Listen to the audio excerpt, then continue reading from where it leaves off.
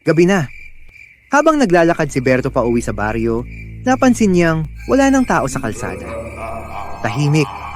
Walang ingay. Hanggang sa may lumang boses na nagsalita mula sa gilid ng daan. Iho, gabi na. Baka may aswang. Napalingon siya.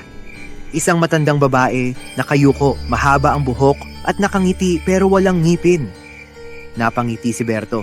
Ha! Nay, wala namang aswang. Pamahiin lang yan. Pero napansin niyang hindi kumukurap ang matanda. Dahan-dahan itong lumapit. Meron, iho.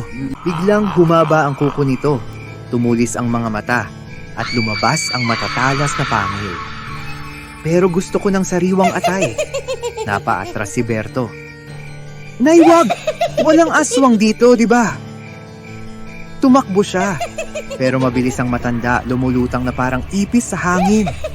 Biglang bumukas ang ilaw sa isang karinderya sa gilid ng daan. Walang choice si Berto. Pumasok siya. Nakahinga siya ng maluwag. Tumingin siya sa labas. Nandoon pa rin ang aswang. Pero, galit na galit ito. Pwe, ayoko ng gulay. Sigaw nito bago lumipad palayo. Napatingin si Berto sa tindera.